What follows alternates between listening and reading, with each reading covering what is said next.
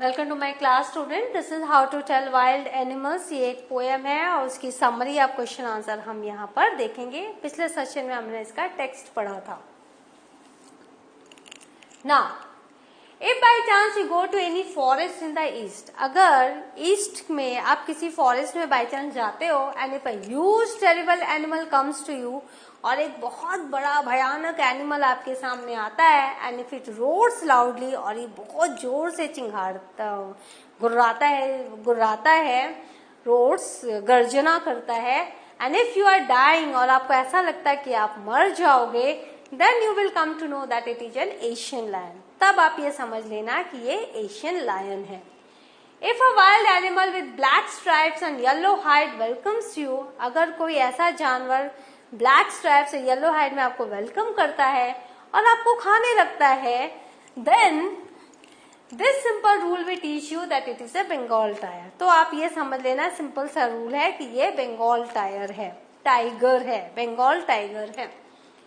When strolling, जब आप इधर घूम रहे हो, चल रहे हो, and if you see whose hide is covered with spots, कि आप देख रहे हो किसी एक जानवर का पूरा बदन स्पॉट्स से कवर्ड है, and it jumps at you and starts eating you, और वो आप पे जंप कर रहा है और आपको खाने लग रहा है, then you understand that it is a leopard। तब आप समझ लेना कि ये लेपर्ड है जो मुझे खा रहा है। There will be no use of shouting with pain। तो आप जितना भी चिल्लाओ दर्द से, कोई फर्क नहीं पड़ने वाला, वो आपको खाता रहेगा, because it will continuously eat you. वो छोड़ेगा नहीं अपना शिकार, वो खाता रहेगा आपको। If you are just walking around your yard, अगर आप अपने यार्ड में ऐसे ही घूम रहे हो and an animal meets you, और कोई एक जानवर आपको मिलता है एंड इट हग्स यू, और वो आपके गले लगता है टाइटली, कस के आपके गले लगता है, then believe it is a bear. तो समझ लेना कि ये भालू है। If you have any doubt then I think that it will kiss you, और अगर आपको कोई डाउट हुआ तो आपको मैं बता दूं ये आपको और ज्यादा प्यार दिखाएगा, आपको किस करेगा। अ नॉविस में भी कंफ्यूज टू रिकॉग्नाइज एनिमल। तो इसीलिए जो बिगिनर है वो कंफ्यूज हो जाता है एनिमल्स को पहचानने में कि ये क्या है, इसकी कैरेक्टरिस्टिक्स क्या है। तो it's better to learn this poem and remember this poem all the time when you are going to a jungle. You can differentiate between crocodile and hyena. तो हिना एंड क्रोकोडाइल पर आप difference कर सकते हो, आप उनको differentiate कर सकते हो, अंतर बता सकते हो। हाइना ऑलवेज स्माइल्स, जो हाइना है वो हमेशा स्माइल करती है, but if tears comes from its eyes, लेकिन इसकी आंखों से अगर पानी निकल रहा है, then it is not hyena, it's a crocodile. Crocodile tears पता है ना, कितना फेमस मुहावरा है। And original chameleon is like a lizard, तो जो ओरिजिनल कैमेलियन है वो लिजार्ड की तरह ही होती है। इट डजंट हैव ईयर्स और विंग्स, उसके पंख नहीं होते, उसके कान नहीं होते। If there is nothing on the tree, यदि आपको पेड़ पर कुछ भी न दिखाई पड़े, then you will find there a chameleon. तो आपको वहां आपको सोच लेना चाहिए कि ये कैमेलियन तो यहाँ जरूर मिलेगी। तो आपने देखा, जैसे मैंने टेक्स्ट में पढ़ा था वैसे ही पूरी हमने समरी भी लिख दी। तो ये क्यों जरूरी है, जब आप एक्सट्रैक्ट बेस्ड क्वेश्चन करोगे तो आपको पैराग्राफ ही मिलेगा और आपको पैराग्राफ में आपको लिखना पड़ेगा। तो वो समरी जो है ये आपको मदद करेगी वो लिखने में, उसका आंसर देने में ये समरी आपकी मदद करेगी। नाउ राइमिंग स्कीम क्या है पोएम की, A B C C.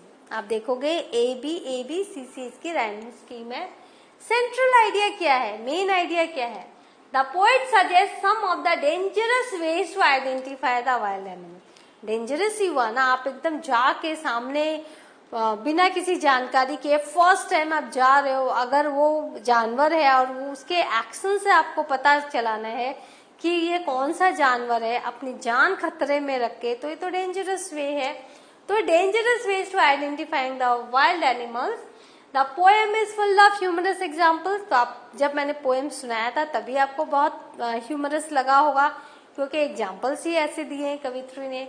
When the poet distinguishes one animal from the others, जब वो पोएट है उसने एक एनिमल से दूसरे एनिमल को जब अंतर बताया तो बहुत ही फनी वे में बताया। द पोएम इज एडुकेटिव, ये जो पोएम है वो एडुकेटिव है, वो आपको ज्ञान देती है, बताती है नेचर के बारे में। And it tells us various features of wild animal, और जो वाइल्ड एनिमल्स है उसके वेरियस फीचर्स को, कई फीचर्स को ये हमें बताती है। तो ये जो पोएम है बहुत ही मजेदार है। Does dying really rhyme with lion? तो जो dying वर्ड था क्या वो लायन के साथ मिल रहा है? Can you say it in such a way that it does? तो आप कैसे बता सकते हो कि हाँ ये राइम कर रहा है, लेकिन कैसे कर रहा है?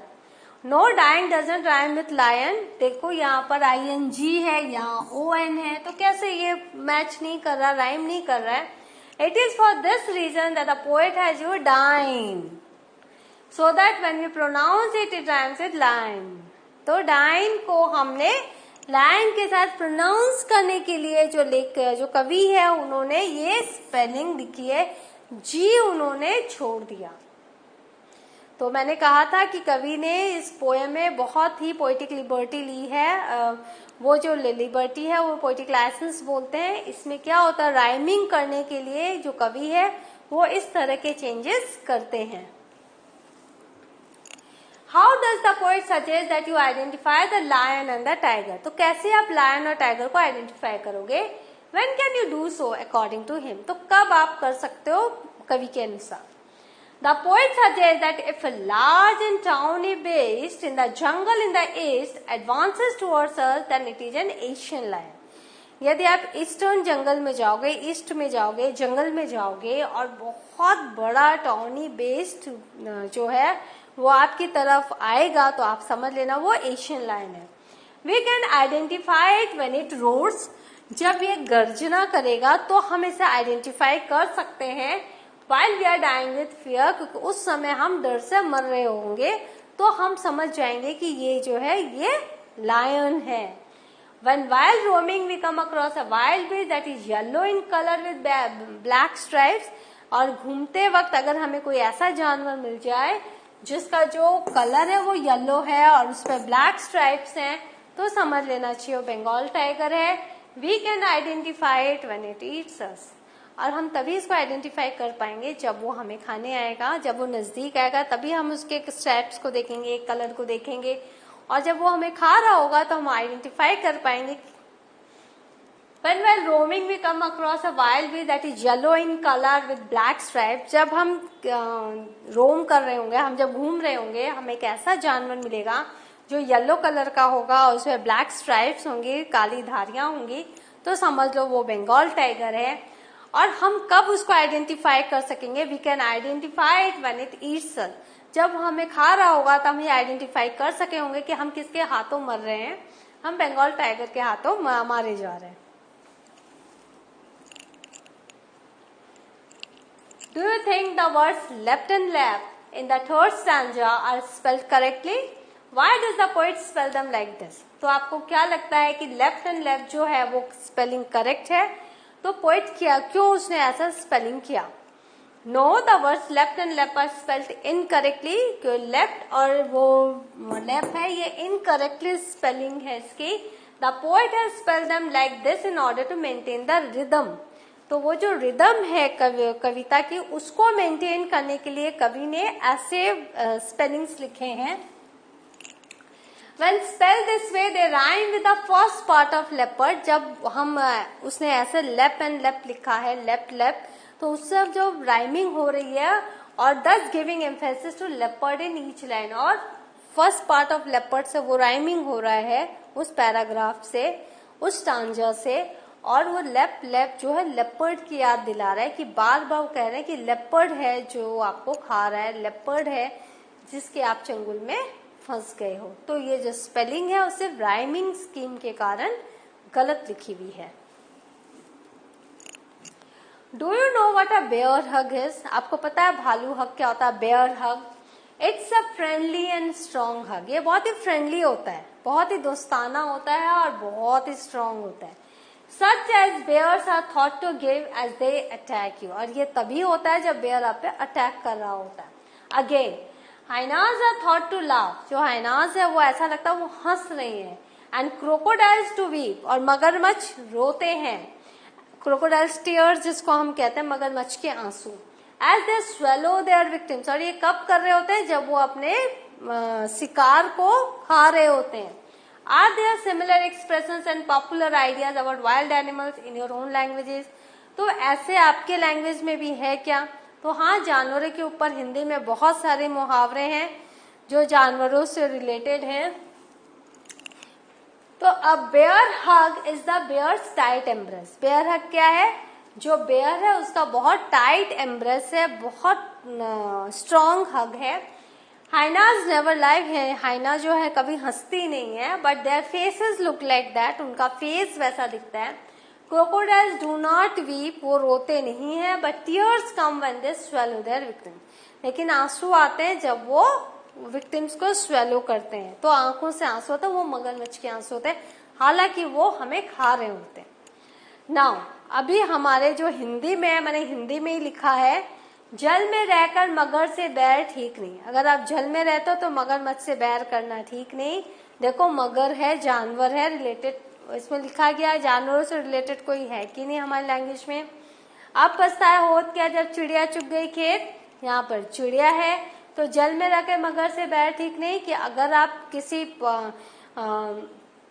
ऐसी जगह में हो जहां पर आपको किसी बहुत ही मजबूर, मतलब किसी अथॉरिटी के साथ आप काम कर रहे हो, हायर अथॉरिटी के साथ, तो आप उससे विद्रोह नहीं कर सकते हो अगर आपको वहीं पे रह के काम करना है तो। और आप पछताया हो क्या जब चिड़िया चुग गई खेत, अगर आपने समय रहते अपना सब कुछ ठीक नहीं किया तो जो अगर नुकसान हो गया तो पछताकर कुछ नहीं हो सकता। जंगल में मोर नाचा किसने देखा, मतलब अगर आपका टैलेंट जो है वो आसपास तक ही रह गया तो वो आप पॉपुलर नहीं हो पाओगे, क्योंकि जंगल में अगर मोर नाचता है तो कोई नहीं देख पाता। यानी आपका अगर कोई टैलेंट है तो उसको आप पब्लिक प्लेटफॉर्म पे लाओ ताकि सब लोग उसे देख सके। जिसकी लाठी उसकी भैंस, जिसके पास पावर है उसके पास ही पोजीशन है, वही हकदार है सब चीजों का। 900 चूहे खा के बिल्ली हज को चली। कोई एक ऐसी बिल्ली है जो कई पाप कर चुकी है और उसको पाप को धोने के लिए वो हज को जा रही है। बंदर क्या जाने अदरक का स्वाद, मतलब कोई एक ऐसा इंसान जिसको कोई आइडिया नहीं है किसी पर्टिकुलर चीज का, तो उससे उसकी जानकारी लेकर हमें कोई फायदा नहीं होगा। यानी अगर आपको मैथ्स के बारे में जानना तो मैथ्स के टीचर के पास जाओ, आप संस्कृत के टीचर के पास या साइंस के या इंग्लिश के टीचर के पास आके मैथ्स के बारे में पूछोगे तो हम ये क्या जाएंगे, बंदर क्या जाने अदरक का स्वाद। मतलब जिसका जो है, जो जिस चीज की जानकारी रखता है, हमें उसी के पास जाके वो जानकारी लेनी चाहिए। Now look at the line, a novice might nonplus. How would you write this correctly? कैसे आप इसको करेक्टली लिखोगे? Why is the poet's incorrect line better in the poem? तो कैसे ये बेटर हो गया पोएम में? Now the line a novice might nonplus can be correctly written as novice might be nonplussed. This is the correct. Novice can be confused and cannot. He can be. देखो can be confused था ना, novice नहीं पहचान पाता है, differentiate नहीं कर पाता है। The poet's incorrect line is better in the poem as it maintains the rhyme scheme of the poem. वो फिर से मैं बोल रही हूँ, राइम स्कीम को मेंटेन करने के लिए स्पेलिंग चेंज की उन्होंने। By writing it correctly non plus rhymes with दस, तो इनकरेक्टली उसने लिख के दस के साथ उसने उसको नॉन प्लस को राइम किया। Can you find other examples of poets taking liberty in this language, either in English or in your own language? Can you find examples of humorous poems in your own language? तो आपको पता है कि कहीं और भी poet ने ऐसी लिबर्टी ले रखी है। Yes, many poets take such liberties to create proper rhyming. These are, for examples, kirk is used for church to rhyme with work. Can is use for see to rhyme with pen. तो can को see के लिए use किया गया, कर्क को church के लिए यूज किया गया ताकि वो राइमिंग हो सके।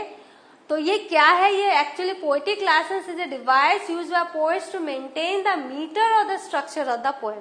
तो ये एक पोएटिक डिवाइस है, जो पोएटिक लाइसेंस है ये एक पोएटिक डिवाइस है जिससे कि मीटर और स्ट्रक्चर को राइम करने के लिए यूज होता है। The poet can change the spelling of certain word. तो पोएट्स जो हैं वो चेंज कर सकते हैं spellings of certain words. How can you distinguish between a hyena and a crocodile? You watch the best when it swallows its victim, तो आपको तब देखना चाहिए जब वो स्वेलो करती है अपने विक्टिम को. If it last as it swallows its victim you can tell that it is a hyena. यदि आपको खाते हुए यदि अगर हंस रही है मतलब ये हाइना है. If it weeps as it swallows its victim you can say that is a crocodile. अगर आपको खाते हुए ये रो रहे हैं तो समझ लो ये क्रोकोडाइल है. बहुत ही सिंपल है इनको आइडेंटिफाई करना. So what have we learned? We have learned the strange behavior of the animals through question answer. आपको ऐसे आंसर लिखना है. In the next session I will do some more questions that will be related to board exams. Board के जो question answers है वो मैं देखूंगी.